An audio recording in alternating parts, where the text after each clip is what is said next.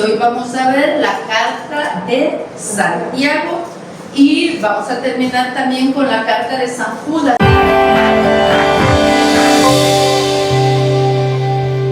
Dios te salve María, llena eres de gracia, el Señor es contigo, bendita tú eres entre todas las mujeres, bendito es el fruto de tu vientre Jesús. Santa María, Madre de Dios, ruega por nosotros los pecadores, ahora y en la hora de nuestra muerte. Amén. San Gabriel, ruega por nosotros. San Pablo, ruega por nosotros. Bueno, justo vamos a comenzar hoy con las cartas católicas o universales. Terminamos las cartas paulinas y también la carta a los hebreos. Y ahora ya estamos llegando al final del Nuevo Testamento. Solo nos faltan las cartas católicas, a ver si recuerdan cuáles son. Hoy vamos a ver la de Santiago y la de Judas, que es muy cortita. La próxima semana, primero Dios, vamos a ver la de San Pedro 1 y 2. La semana que sigue, San Juan, primera, segunda y tercera, son muy cortas. Y este mes, primero Dios, vamos ya a estudiar el Apocalipsis y terminar el Nuevo Testamento. Muy bien, ¿qué les parece? Fabuloso, hemos perseverado y sido constantes en el esfuerzo, pero nos falta todavía lo más largo, ¿verdad? El Antiguo Testamento, para el otro mes, primero Dios. Muy bien, entonces sobre las cartas católicas, ya sabemos que se llaman así porque no fueron dirigidas a una comunidad especial, sino a toda la cristiandad. Son 7 en total y hoy vamos a ver la carta de Santiago y vamos a terminar también con la carta de San Judas porque solo tiene un capítulo. Vamos a ver estas dos hoy, primero Dios. Hablando de la carta de Santiago, todavía estoy leyendo en nuestro librito de lecciones bíblicas. Esta carta comienza con el encabezamiento de Santiago, siervo de Dios y del Señor Jesucristo. Y nos preguntamos, ¿cuál de los Santiagos? Porque en el Nuevo Testamento aparecen varios con este nombre. De entrada no es el Santiago de Compostela. Así lo vamos descartando más fácilmente, ¿verdad? El Santiago de Compostela no es. Aparece en primer lugar Santiago, hijo de Zebedeo y hermano de Juan, discípulo de Jesús, que sí evangelizó España y estuvo en Compostela, y que lo mandó matar a Agripa en el año 44. Fue el primero de los apóstoles en morir. Santiago, hermano de Juan, hijo de Zebedeo. Los hijos del trueno. Así no nos perdemos, ¿verdad? Aparece luego otro Santiago, hijo de Alfeo, igualmente discípulo de Jesús. Acuérdense que había 2 Santiagos, discípulos de Jesús, que le llamaban Santiago el menor y el mayor. Quien no vuelve a aparecer en el Nuevo Testamento, otro Santiago, solo aparece en Mateo 10:13. Aparece también Santiago, hermano de Judas, que no es el Iscariote, en Lucas 6:16.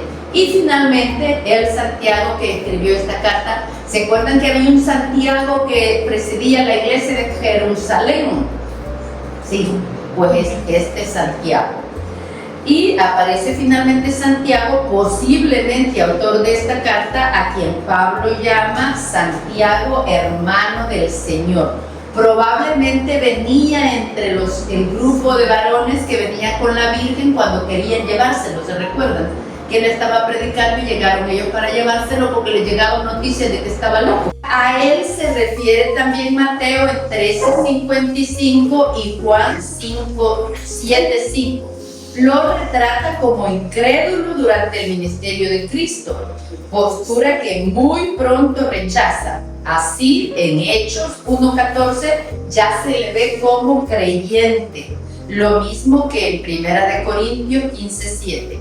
A la salida de Pedro de Jerusalén, Santiago asume el liderazgo de la comunidad de aquel lugar y aparece por última vez en Hechos 21:18. La tradición lo señala como martirizado en Jerusalén hacia el año 60. Se fijan, vimos 4 Santiago, ¿verdad? Entonces, el hermano de Juan, este que fue presbítero en Jerusalén, vimos en las cartas de San Pablo que había una gran hambruna y que recogían, colectaban en Tesalónica, hacían colectas, en Corintios. ¿Les suena que fuimos viendo esto? Pues en esta época estaba de presbítero, ¿verdad? En Jerusalén, Santiago. Bueno, el cuerpo de la doctrina. ¿Qué contiene esta carta? El primer tema que aborda esta carta es el de la fe. Para afirmar la fe sin obra es cosa muerta. Lo vamos a ver luego en las explicaciones de la Biblia. Es una confrontación. Acuérdense que San Pablo decía, solo la fe basta. Y entonces Santiago hace todo este recorrido demostrando o insistiendo que la fe sin obras está muerta. Entonces, el primer tema que aborda esta carta es el de la fe, para afirmar que la fe sin obras es cosa muerta y que por consiguiente no justifica ni salva. Quizá para no perdernos hay que estar claros de qué fe más obras, porque no es que las obras van a desplazar a la fe. Entonces, fe y una vida coherente con esta fe. No podemos tener una fe y llevar una vida totalmente contradictoria. Eso es lo que insiste Santiago. También se refiere insistentemente a los pecados de la lengua. Luego ataca a los malos ricos. Vean que aquí aclara, ¿verdad? A los malos ricos, a los que llegan a la iglesia pero todavía no están convertidos. Hay que hablar de su propia comunidad, no de nosotros, aunque claro que también nos toca, ¿verdad? Habla del sacramento de la unción de los enfermos y finalmente se refiere a temas tan importantes como los negocios, el respeto a las personas, los desacuerdos entre hermanos, las relaciones entre patronos y obreros. Por todo eso es uno de los libros más prácticos del Nuevo Testamento. Y la distribución ya la tenemos en la pizarra, es bastante sencilla. Saludo, cuerpo de la doctrina y exhortaciones finales. La carta de Santiago en nuestra Biblia. Voy a leer pocas, pero en su casita les queda de tarea leerlas completas. Ya quedamos claros, ¿verdad? Santiago es cabeza de la iglesia de Jerusalén, hijo de Cleofás y María. María estaba al pie de la cruz con la Virgen. Entonces es pariente de Jesús, hermano de José y Judas, aquel José que ya hemos visto que vendió sus bienes y los compartió con la comunidad cristiana. Y el reto es sobre cómo debemos vivir acorde a nuestra fe. Más que cartas, son discursos de sabiduría, frases cortas que nos sacuden, ¿verdad? Y yo cómo estoy viviendo mi fe. Uno de los puntos de esta carta que más ha llamado la atención es la insistencia muy fuerte de Santiago en la inutilidad de la fe que no se traduce en obras.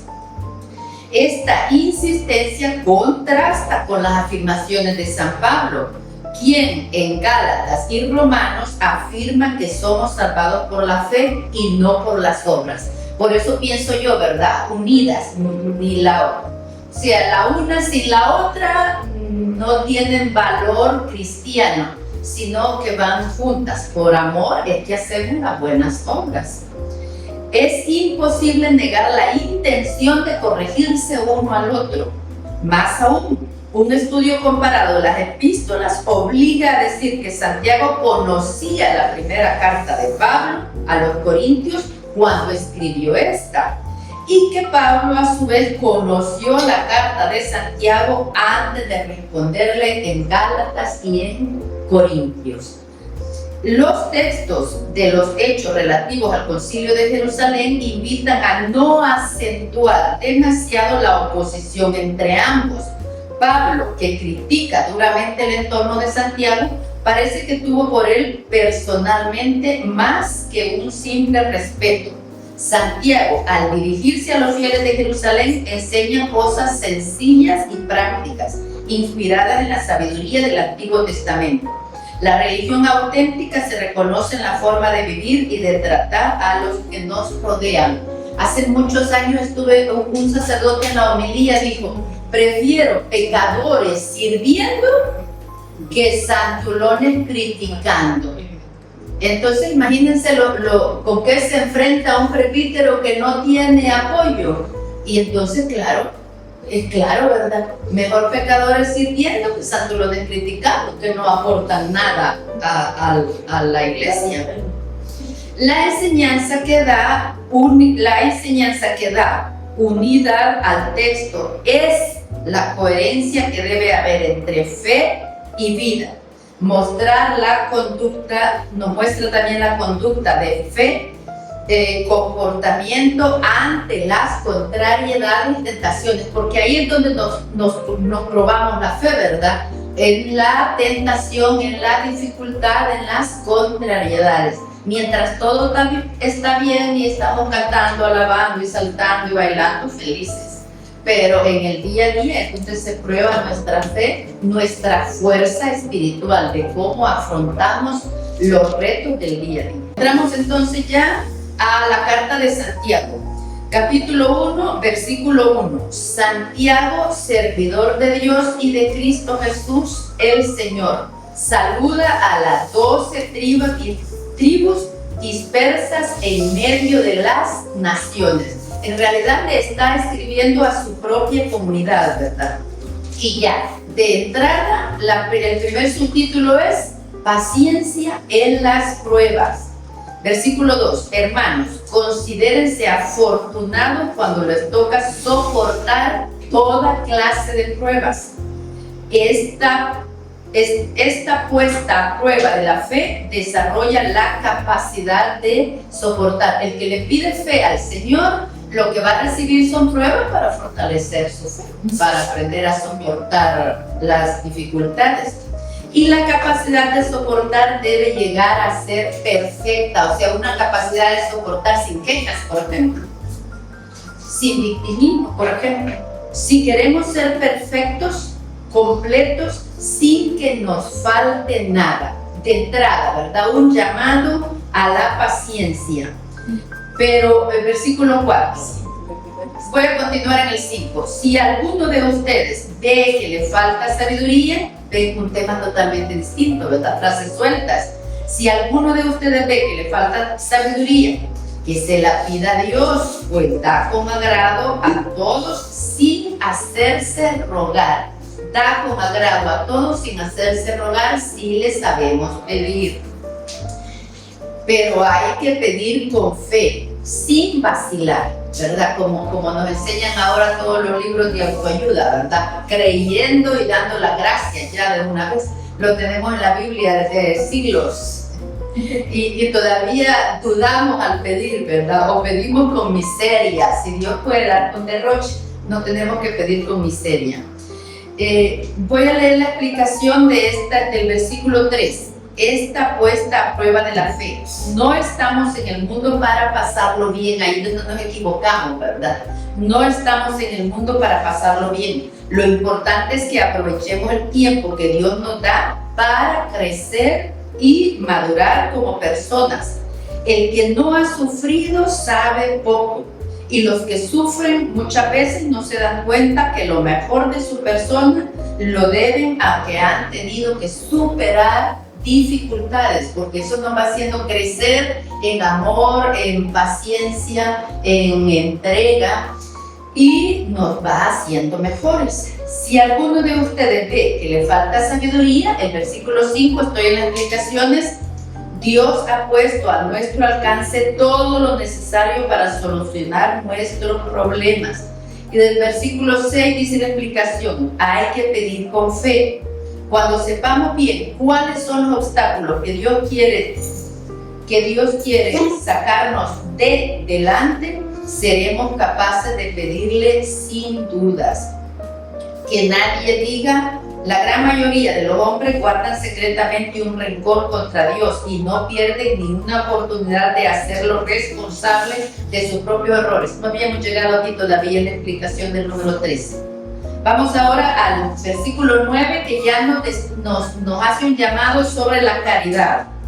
El hermano de condición humilde debe alegrarse cuando su situación mejora. Y el rico debe alegrarse cuando se ve rebajado, o sea, estar alegre siempre. Porque pasará como la flor del campo, se levanta el sol y empieza el calor, seca la hierba y marchita la flor y pierde toda su gracia. Así también el rico verá recaer sus proyectos.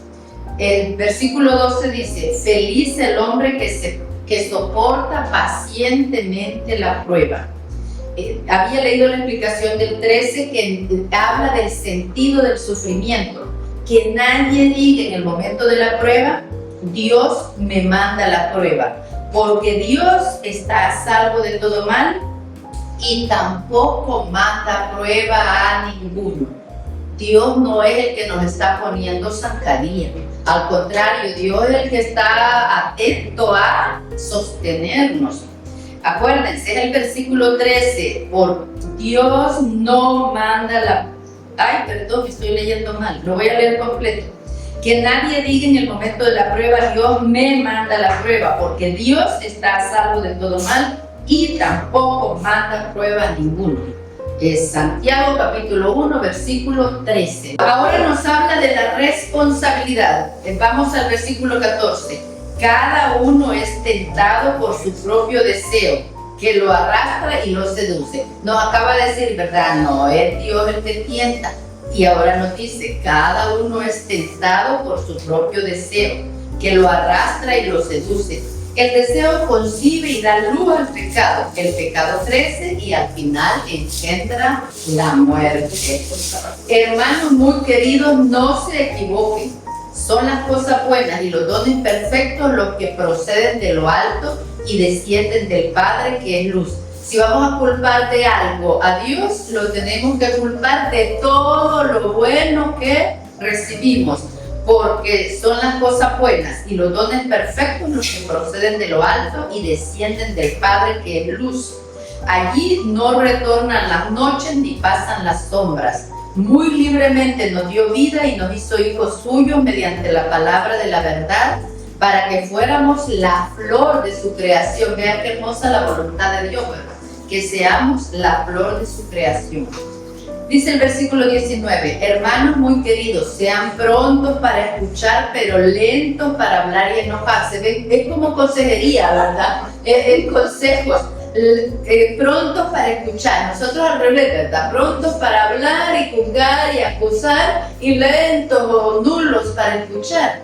Versículo 19, sean prontos para escuchar, pero lentos para hablar y enojarse. Versículo 22, pongan por obra lo que dice la palabra y no se conformen solo con oírla, ¿verdad? Nosotros que estamos haciendo este estudio y los amigos también que nos siguen por el YouTube, no nos conformemos con oír la palabra. Un consejo tan simple como el que acabamos de pasar: sean prontos para escuchar, pero lentos para hablar y enojarse, ponerlo en práctica. Vamos ya al versículo, estamos todavía en el capítulo 1 de Santiago. Vamos al versículo 26. Si alguno se cree muy religioso, pero no refrena su lengua, se engaña a sí mismo y su religión no vale. La religión verdadera y perfecta ante Dios nuestro Padre consiste en esto: ayudar a los huérfanos y a las viudas en sus necesidades y no contaminarse con la corrupción de este mundo. Ya nos acaba de dar, ¿verdad?, una idea sobre la lengua y va a seguir desarrollando esto. Luego pone como ejemplo que el timón, siendo tan pequeño, maneja todo el barco, y así es la lengua, siendo tan pequeña, maneja todo nuestro ser y entender, ¿verdad? O la gobernamos o nos desgobierna. Capítulo 2. Tratar igual a pobres y a ricos. Hermanos, capítulo 2, versículo 1. Si realmente creen en Jesús nuestro Señor, es Cristo glorioso, no hagan diferencia entre personas. tratar a todas las personas por igual, como si todos fueran la persona más importante de la tierra. Porque a veces tratamos a todos por igual, pero a todos con despotismo o mala voluntad. Entonces no, tratemos a todos como si cada uno fuera la persona más importante de la tierra. Lo repito, si realmente creen en Jesús nuestro Señor, no hagan diferencia entre personas. Y nos habla de equidad en el juicio en las personas. Nos pone aquí el ejemplo, ¿verdad? De que si llega a nuestra casa una persona súper bien vestida, la tratamos bien, pásate adelante, siéntate en el mejor lugar. Y si llega alguien muy mal vestido, ¿qué? Ni entres. Entonces, por eso hace énfasis, ¿verdad? En que tratemos igual a las personas. Número 5. Miren, hermanos, ¿acaso no ha escogido Dios a los pobres de este mundo para hacerlos ricos en la fe? ¿Por qué? Porque tanto el pobre como el rico, el bien vestido como el mal vestido, somos hijos de Dios. Lo que nosotros tenemos que ver en la persona es un hijo de Dios, no su ropa ni sus títulos, vamos a decir. Miren, hermanos, ¿acaso no ha escogido Dios a los pobres en este mundo para hacerlos ricos en la fe? ¿No les dará el reino que prometió a quienes lo aman? Ustedes, sin embargo, lo desprecian. Sin embargo, son los ricos quienes los aplastan a ustedes y los arrastran ante los tribunales. Y no son ellos los que blasfeman el glorioso nombre de Cristo que ha sido pronunciado sobre ustedes. Entonces aquí está haciendo ya énfasis entre la pobreza y la riqueza, pero nunca en la Biblia, acordémonos que cada libro está dentro del contexto de los 73 libros, sí ataca los malos vicios que produce la riqueza, como puede ser la soberbia, la arrogancia, la avaricia y la gula, por ejemplo, pero no a la riqueza en sí misma que se pone al servicio de los pobres. Por ejemplo, generar empleo es una forma de que la riqueza sirva a los pobres, a toda la sociedad. Entonces, un buen empresario que tiene buenas prestaciones, buen trato, está sirviendo con su riqueza. Ojalá fuéramos todos millonarios y todos pusiéramos al servicio de la sociedad nuestra riqueza. Versículo 8. Obran bien cuando cumplen la ley del reino, tal como está en la Escritura. Ama a tu prójimo como a ti mismo. Pero si haces diferencia entre personas, cometes pecado, y la misma ley los denuncia como culpables. Vamos al versículo 12. Hablen, por tanto, y obren como quienes han de ser juzgados por una ley. Todos entendemos que vamos a un juicio final, el día de nuestra muerte, vamos a entregar cuentas, entonces obremos teniendo siempre este criterio claro, ¿verdad? Voy a dar cuenta de lo que hago. Hasta la persona más sencilla de la que abuse, voy a dar cuenta de lo que hago. Vamos al versículo 14. Y aquí es donde desarrolla la fe, se muestra por las obras. Hermanos, si uno dice que tiene fe, pero no tiene obras, ¿de qué le sirve? ¿Acaso lo salvará esa fe? Y dice la explicación. Parece evidente que este párrafo quiere rebatir las conclusiones erróneas que algunos sacaban de las cartas de San Pablo, donde afirma que somos salvados por la fe y no por las obras, es decir, por el cumplimiento de la ley judía. Es que acordémonos que están en una época, ¿verdad?, en que todavía tienen mucha influencia, no solo de la ley judía, sino también del paganismo. Entonces esta es una lucha muy fuerte que los presbíteros tienen que afrontar, que no es por supuesto la de ahora, aunque continuamos con algunas deficiencias de personalidad como ellos. Muy bien, versículo 17. Lo mismo ocurre con la fe. Si no produce obras, está muerta. Y sería fácil decirle a uno, tú tienes fe, pero yo tengo obras, muéstrame tu fe sin obras y yo te mostraré mi fe a través de las obras. ¿Cómo decía esto Santa Teresa? Obras son acciones y no buenas. obras son amores y no buenas razones, ¿verdad? Obras son amores y no buenas razones. Todos estamos llamados a construir la iglesia de Cristo. Entonces, cada uno según su vocación tiene obligación de hacer obras. El 19 dice, ¿tú crees que hay un solo Dios? Pues muy bien, pero eso lo creen también los demonios y tiemblan. ¿Ve? Toda la vida ha habido de decir, yo creo en Dios, pero no creo en la iglesia. Creo en Dios, pero no creo en sus pastores, ni en sus sacerdotes, ni... Entonces, también el diablo cree, también el demonio cree, pero no le sigue. ¿Cuál es la importancia que está desarrollando aquí Santiago? Es que tu vida sea coherente con tu fe, que vivas lo que crees. Versículo 20. Será necesario demostrarte, si no lo sabes todavía, que la fe sin obras no tiene sentido. Y nos pone de ejemplo a Abraham. A Abraham, ¿qué fue lo más fuerte que le pidió Dios a Abraham? Que sacrificara a su hijo Isaac. ¿Y qué dijo Abraham? No, te basta mi fe, Señor. No le dijo así, ¿verdad? Le fue y estaba decidido a sacrificar a su hijo Isaac. Y luego pone otro ejemplo en el capítulo 25 de Rahab.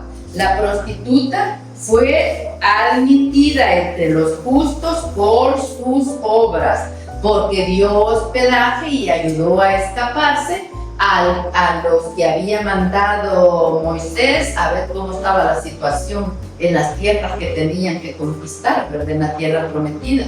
Entonces Rahab ayudó a los espías y también los escondió y les ayudó a escapar. Hizo obras. Entonces creyó en el mensaje que ellos le dijeron, inmediatamente actuó. Entonces eso es el mensaje, ¿verdad? Que tu fe genere obras. Decía también Santa Madre Teresa de Calcuta, ¿verdad? Que el fruto del silencio es la oración. El fruto de la oración es la fe. El fruto de la fe es el amor. Y el fruto del amor es el servicio. Llegamos, ¿verdad? Por distintas vías, pero llegamos siempre que el que ama va a servir sin límites y sin medida. Uy, hay una explicación bien larga que quiero leer. Voy a leer, aunque sea una parte de la explicación, la terminan en su casita, para entender claramente qué se entendía en esa época por fe y qué se entendía por obras. Pablo insiste en que nuestra relación con Dios es algo muy distinto de cómo cumplimos las prácticas de la ley de Moisés. No hay fe auténtica que no nos lleve a observar las exigencias de la justicia y la preocupación por el prójimo, y eso mismo pide la ley. Entonces vean, aquí nos deja más clara la idea, ¿verdad? Que esa fe nos lleva al servicio, nos lleva a las obras, no nos lleva a cruzarnos de brazos. Esas afirmaciones aparentemente opuestas entre Santiago y Pablo fueron ampliamente comentadas en los comienzos de la Reforma, cuando algunas sostenían sin embajes que uno se salva solo por la fe. Sin embargo, no basta con mostrar, como lo hemos hecho, que las palabras de Pablo y de Santiago se pueden conciliar entre sí. Esa es la idea, ¿verdad? Que conjuguemos la fe y las obras, que nuestra fe dé fruto. Vamos al capítulo 3 y nos va a desarrollar en todo el capítulo los pecados de la lengua. Hermanos, no se hagan todos maestros. Ya saben que como maestros seremos juzgados con más severidad y todos tenemos nuestras fallas. El que no peca en palabras es un hombre perfecto de verdad, pues es capaz de dominar toda su persona. Poniendo un freno en la boca del caballo, podemos dominarlo y someterlo así todo su cuerpo. Lo mismo ocurre con los barcos. Con pequeño que es el timón, el piloto lo maneja como quiere, por grandes que sean, aún bajo fuertes vientos. Versículo 5. Así también la lengua es algo pequeño que puede mucho. Vean como una llama devora bosques.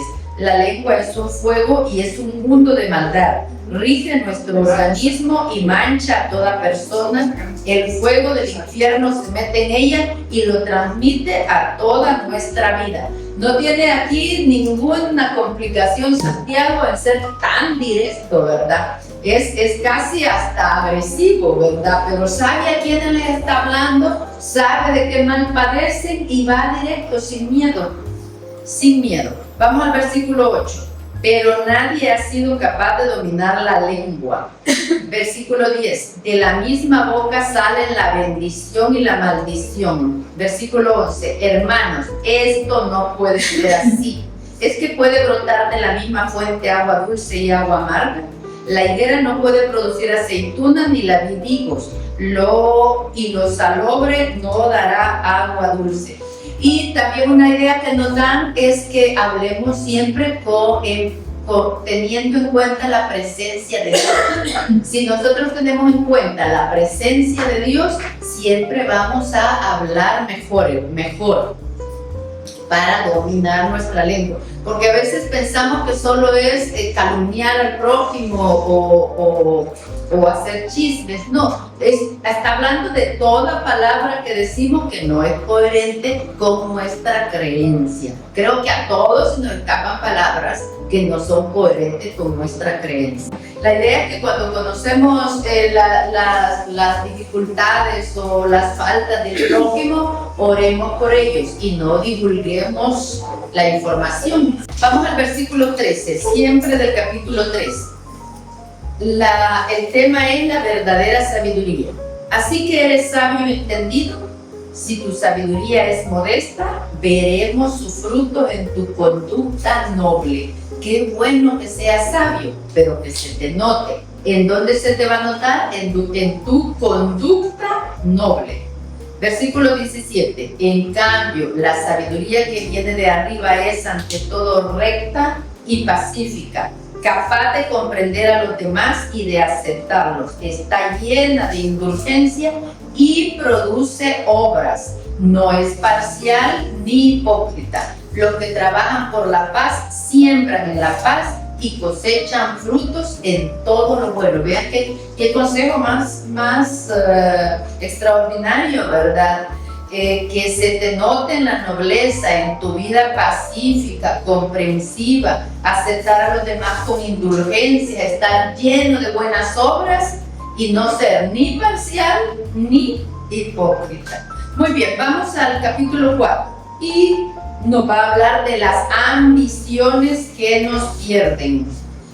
¿De dónde proceden esas guerras y esas riñas entre ustedes? De aquí abajo, por supuesto, son el fruto de las ambiciones que hacen la guerra dentro de ustedes mismos. Esto, qué bueno tener conciencia de eso, ¿verdad? Cuando la guerra está en nuestra mente, la guerra está en nuestro sistema nervioso, los de fuera no nos están haciendo nada, pero algo detona nuestra imaginación, nuestra furia, nuestra ira interior y empezamos a incendiarlo todo hasta que por fin explotamos con el primero que aparece. Entonces es muy importante, ¿verdad? Que tomemos conciencia de cuando la guerra está dentro de uno mismo. 2. Ustedes quisieran tener y no tienen, entonces matan, tienen envidia y no consiguen, entonces no hay más que discusiones y peleas. Pero si ustedes no tienen es porque no piden. Evidentemente yo no le puedo pedir a Dios que me ayude a matar al prójimo, ¿verdad? Entonces es bien contradictorio las dos posturas. Pero si ustedes no tienen es porque no piden. O piden algo, no lo consiguen porque piden mal. Y no lo consiguen porque lo derrocharían para divertirse. Creo que cuando uno está hablando con los amigos, compañeros de trabajo, familiares, ¿qué hicieras si te ganas 1 millón en la lotería? Todos nos vamos de viaje, nos vamos de paseo, nos vamos a divertirnos. ¿Y Dios qué interés tiene en esto? Entonces, venimos mal. Por eso es que no recibimos, porque sería para nuestra perdición. Y Dios no nos va a dar nada para nuestra perdición. El versículo 4 dice, adúlteros, ¿No saben que la amistad con este mundo es enemistad con Dios? Cuando somos infieles a Dios, ¿verdad? Por amor al dinero. Esta palabra adulterio es el mismo sentido de la frase evangélica. Nadie puede servir a dos señores. No está hablando como entendemos hoy la palabra adulterio, ¿verdad? Sino de toda infidelidad al Señor. No podemos dividirnos entre Dios y el mundo. En el mundo tenemos que actuar teniendo como prioridad a Dios. Y tampoco podemos pedir a Dios que nos ayude a satisfacer ambiciones egoístas. Por eso no recibimos, ¿verdad? Porque si estamos pidiendo mal, Dios no nos va a dar. Voy a tratar de ir varios versículos seguidos con distintas frases cortas que son enseñanzas para nosotros. Versículo 5 y 6. No sin razón dice la Escritura, el Espíritu que ha hecho habitar en nosotros y que nos da lo mejor es un espíritu celoso. Y por eso Dios añade, Dios resiste a los orgullosos, pero hace favores a los humildes. Dios resiste a los orgullosos, pero hace favores a los humildes. 7. Sométanse pues a Dios, resistan al diablo y huirá de ustedes. Acérquense a Dios y Él se acercará a ustedes. Purifíquense las manos pecadoras, santifiquen sus corazones indecisos. Versículo 9. Reconozcan su miseria, lamentenla y lloren. Lo que les conviene es llanto y no risa, tristeza y no alegría. Humíllense ante el Señor y Él los ensalzará. Y bueno, hemos estado insistiendo, ¿verdad? Que hay que estar alegre siempre. Ese es un mensaje cristiano también. Entonces aquí es un llanto por nuestras faltas. No que nos da risa lo que hicimos sabiendo que es una falta grave. No nos tiene que dar risa. Ahí nos tiene que dar tristeza. Versículo 11. Hermanos, no se critiquen los unos a los otros. El que habla mal de un hermano o se hace juez, habla contra la ley y se hace juez de la ley. Voy a leer en las explicaciones esta parte. No se critiquen unos a otros. Esto equivale a despreciar la ley del amor, porque cuando estoy criticando a una persona, estoy faltándole al amor que le debo por ser hijo de Dios. Debemos ver y a veces decir lo que es condenable en una acción, pero Dios no nos ha designado para juzgar y condenar a nuestros hermanos. Qué pecado tan grande cuando en la misma iglesia los grupos se dedican a espiar, examinar y denunciar lo que otros cristianos dicen y escriben con intenciones apostólicas. Siempre debemos de tener nosotros rectitud al valorar la información que recibimos. Estamos en el capítulo 4, versículo 11, pero estaba leyendo la explicación. Versículo 14. Ustedes no saben lo que será el mañana. No saben si mañana aún estarán con vida, pues no sean más que humo que se ve por unos instantes y luego se disipa. ¿Por qué no dicen más bien, si Dios nos da la vida, haremos esto o lo otro? Pero no, están seguros de sí mismos y esa manera de jactarse es mala. Que nosotros en todos los proyectos que tenemos, siempre contar con Dios. Si Dios quiere, primero Dios mediante, porque solo Él sabe si nos va a dar vida para ese proyecto y pedirle también, ¿verdad?, bendición para el proyecto. Ya hemos hablado antes también, tomar nuestras decisiones de la mano del Espíritu Santo, pedirle siempre sabiduría al Espíritu Santo para toda decisión que vamos a tomar. Porque a veces nos parece que las decisiones son simples, ¿verdad? Pero nos hacen estragos en nuestra vida. Entonces es siempre ir de la mano del Espíritu Santo. Vamos ya al capítulo 5, ya el último de esta carta. Y aquí nos va a hablar de la función social de la propiedad privada. Todo el que tiene bienes es para servir a la sociedad. Capítulo 5, versículo 1. Ahora les toca a los ricos, lloren y lamentense, porque les han venido encima desgracias. Los gusanos se han metido en la reserva y la polilla se come sus vestidos, su oro y su plata se han oxidado. Y Voy a leer en las explicaciones. Los ricos perderán lo que han acumulado con injusticia, tan grave como haberles robado el salario a sus obreros y haber condenado a los que hablaban de justicia es el pecado contra la esperanza. Los últimos tiempos ya habían llegado y ustedes querían riquezas. Es que en los últimos tiempos empiezan con la llegada de Jesús, porque Él nos está anunciando el reino. Porque aún no viene por segunda vez, porque todavía no estamos preparados para la salvación, todos como humanidad. Creo que eso lo podemos ver claro, ¿verdad? Que como humanidad no estamos preparados para salvarnos todos. Al final del versículo 3 voy a leer solo esa pregunta: ¿cómo han atesorado si ya estamos en los últimos tiempos? Si estamos ya viviendo en el reino de Dios, ¿cómo atesoramos? Acuérdense que hasta la ley prohíbe el acaparamiento. Sí tenemos idea de qué es esta palabra, ¿verdad? Acaparar.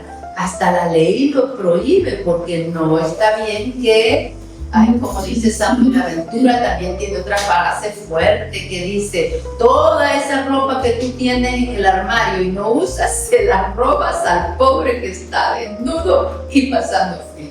¿Ven qué cosa tan sencilla? Es que de verdad que el justo peca 7 veces al día. Muy bien, continuamos. Versículo 4. El salario de los trabajadores que cosecharon sus campos se ha puesto a gritar, pues ustedes no les pagaron. Sea cual sea la circunstancia, es grave no pagar el salario. Un pecado que clama al cielo, pues, porque las personas están esperando su salario para comprar sus alimentos, pagar su vivienda y todo. Entonces es muy, muy importante respetar los salarios. Versículo 6. Condenaron y mataron al inocente, pues ¿cómo podrán defenderse?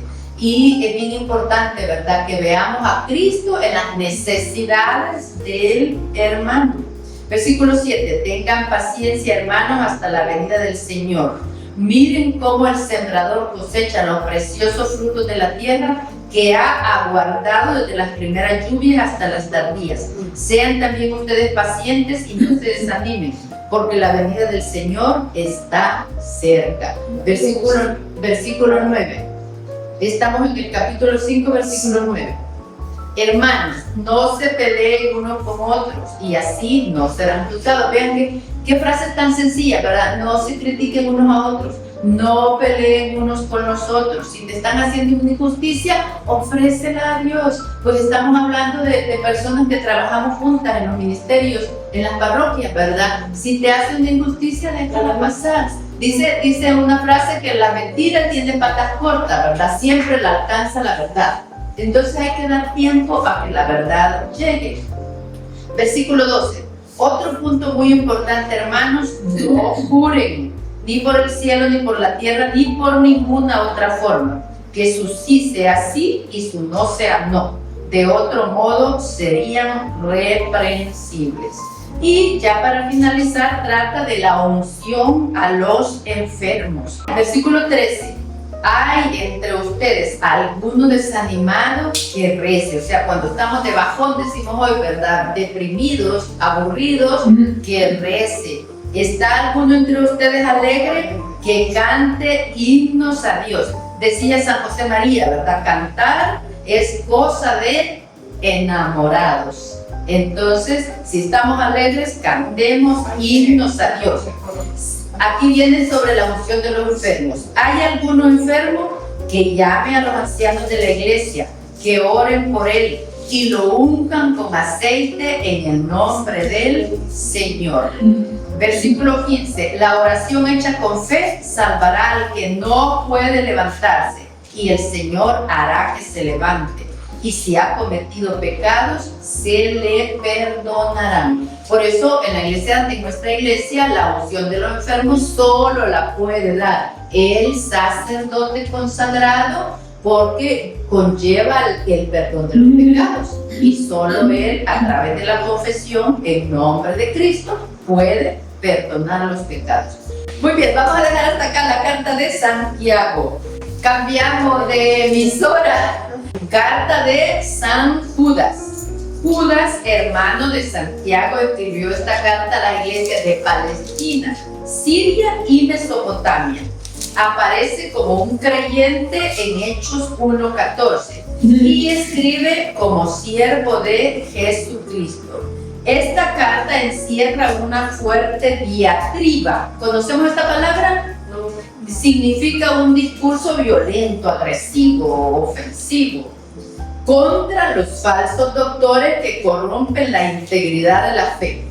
Los seguidores de Cristo tienen que estar prevenidos y conservar firmemente la fe en la que está la verdadera vida para que den frutos de santidad. Esos son los frutos que tenemos que dar nosotros, frutos de santidad. Solo es un capítulo, solo son 25 versículos, así que la vamos a leer completa. No hay que dejar para mañana lo que podemos hacer hoy.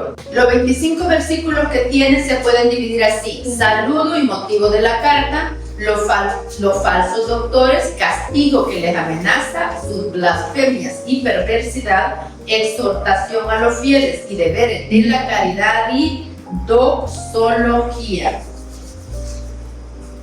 Muy bien, y lo vamos a leer también en las explicaciones que están en nuestra Biblia. Judas anima a combatir por la fe recibida y es uno de los parientes de Jesús, como lo acabamos de leer. No voy a leer las explicaciones completas, luego revísenlas en casa. Por cierto, esta carta la vamos a leer completa, pero lo de Santiago solo dura 15 minutos el audio. Así que hagan el firme propósito de leerla completa pronto, porque así como tienen fresco todo lo que hemos hablado hoy, es mucho más agradable de leer y fácil de entender.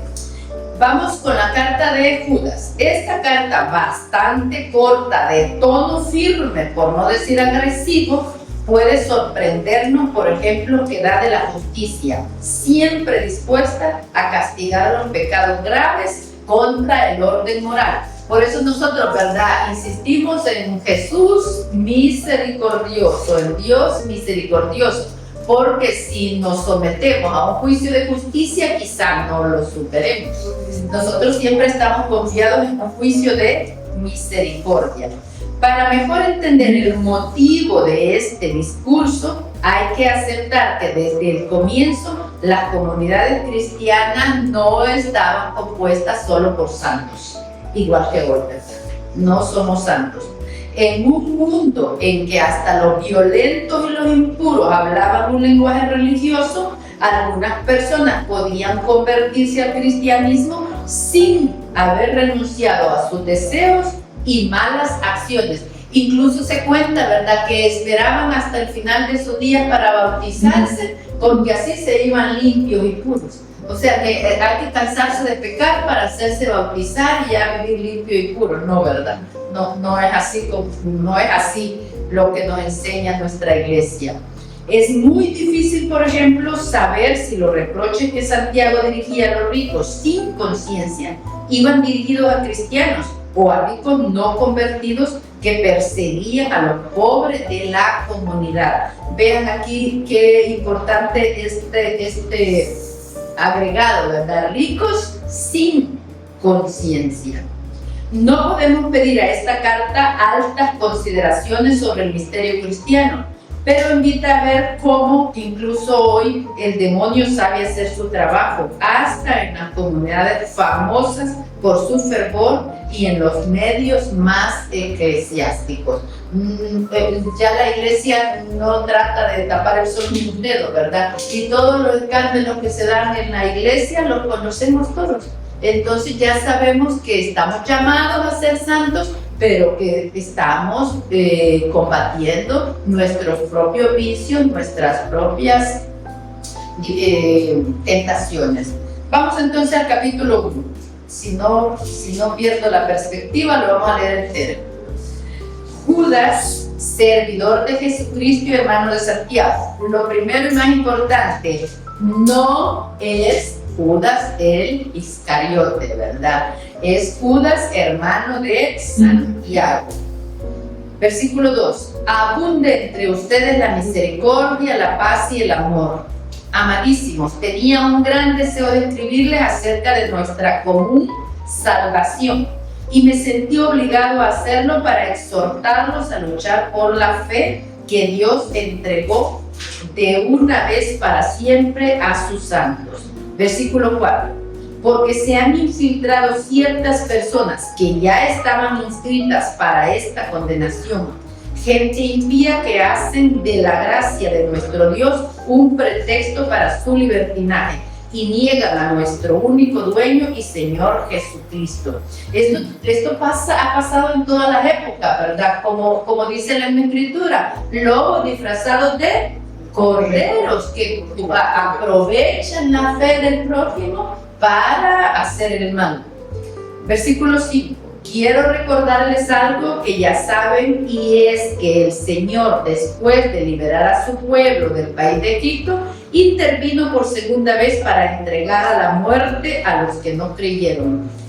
Vean, para entregar a la muerte a los que no creyeron. Es un mensaje fuerte y nos indica aquí, lo que nos está aclarando es que los rebeldes recibirán justicia. Versículo 6. Lo mismo hizo con los ángeles que no mantuvieron su dignidad y abandonaron su propia morada. Dios los encerró en cárceles eternas, en profundas tinieblas, hasta que llegue el gran día del juicio. ¿Cuál es el pecado en el caso de los ángeles? La desobediencia, la soberbia. En el caso del pueblo hebreo, la incredulidad y la murmuración. Dice en Camino número 443, dice San José María, la murmuración errónea que ensucia y entorpece el apostolado. Va contra la caridad, resta fuerzas, quita paz y hace perder la unión con Dios. Vea todo lo que hace la murmuración. Si tú tienes una dificultad y tienes una persona muy querida, muy de confianza y te desahogas con esa persona, no es murmuración. Murmuración es cuando se lo vamos contando a todo el que encontramos, nos conozca o no nos conozca, sepa o no sepa el conflicto, se lo contamos a todos para difamar al prójimo. Eso es murmuración. Vamos, versículo 6. Lo mismo hizo con los ángeles que no mantuvieron su dignidad y abandonaron su propia morada. Dios los encerró en cárceles eternas, en profundas tinieblas, hasta que llegue el gran día del juicio. Versículo 7. De igual modo sentenció a Sodoma, Gomorra y a las ciudades vecinas que se entregaron a la prostitución. Y aquí prostitución lo usa en un sentido mucho más amplio, ¿verdad? Que se entregaron a las impurezas y se dejaron llevar por sus instintos. Estas son ahora, por su condenación, una figura del fuego eterno. Vean, está hablando de cómo Dios condenó estas situaciones y por qué no a nosotros. Dice el versículo 8, así también estos hombres se dejan llevar por locuras parecidas, envilecen su cuerpo y desprecian a las autoridades celestiales. Nos pone otro ejemplo que solo aparece aquí y que viene de los libros apócrifos. ¿Se recuerdan en las primeras clases que estudiamos los libros apócrifos, que no están dentro del canon de la Biblia, pero en esa época era literatura judía de mucho prestigio? Y lo toma del libro apócrifo que se llama La Asunción de Moisés, que trata sobre los últimos días de Moisés. Es parte de la tradición, pero no es parte del canon bíblico que nosotros tenemos. Vamos al versículo 9. El arcángel Miguel, cuando pleiteaba con el diablo, disputándose el cuerpo de Moisés, no se atrevió a pronunciar contra él ninguna palabra de insulto, sino que sencillamente dijo: que el Señor te reprenda. Fíjense, San Miguel no se atrevió a insultar al propio demonio.